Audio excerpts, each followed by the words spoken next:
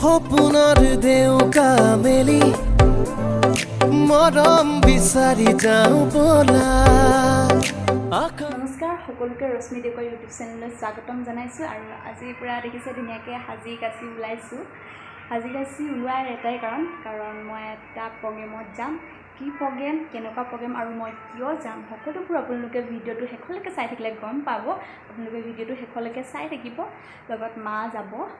আমি এতিয়া যাবলৈ ওলাইছোঁ, এতিয়া যাম আৰু আপোনালোকে চাই থাকিব মোক কিয় নিমন্ত্ৰণ জনাইছে প্ৰগ্ৰেমত, মই কি কৰিম, সকলোবোৰ আপোনালোকে চাই থাকিব। ভিডিঅ'টো শেষলৈকে চাই থাকিলে সকলোবোৰ গম পাব। তেনেহ'লে ব'লক আজি আমাৰ ভিডিঅ'টো আৰম্ভ কৰোঁ।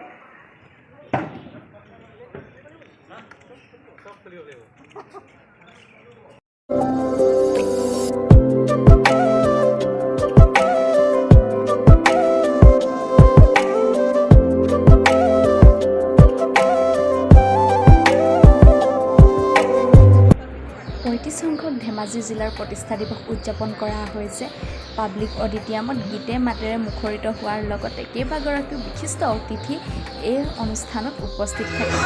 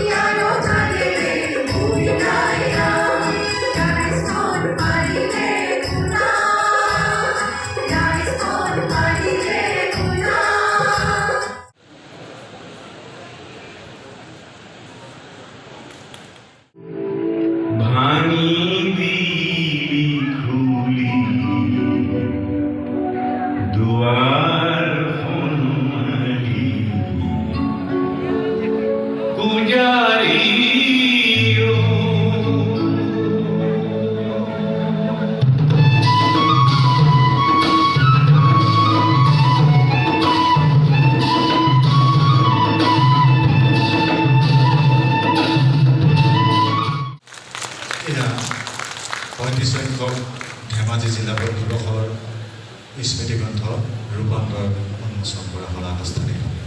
ইয়াৰ পাছতে ধেমাজি জিলা পৰিষদৰ সভাপতি মাননীয় গগৈ ডাঙৰীয়া, ভৰালী ডাঙৰীয়া, আৰক্ষী অধীক্ষক ৰঞ্জন ভূঞা ডাঙৰীয়া প্ৰমুখে কৰি জিলা প্ৰশাসনৰ বিষয়াসকল, আৰক্ষী বিষয়াসকল, ইয়াত উপস্থিত থকা ধেমাজিৰ জ্যেষ্ঠ নাগৰিকসকল, বিশিষ্ট নাগৰিকসকল, আপোনালোক সকলোকে মোৰ ফালৰ পৰা নমস্কাৰ জনাইছোঁ আৰু ৩৫তম ধেমাজি জিলা প্ৰতিষ্ঠা দিৱসৰ শুভেচ্ছা আপোনালোকক জ্ঞাপন কৰিছোঁ।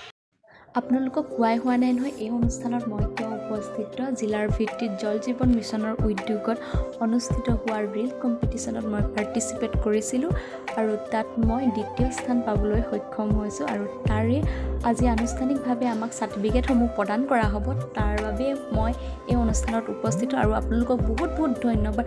আপোনালোকৰ মৰম চেনেহৰ কাৰণে আজি হয়তো মই দ্বিতীয় স্থান পাবলৈ সক্ষম হৈছোঁ।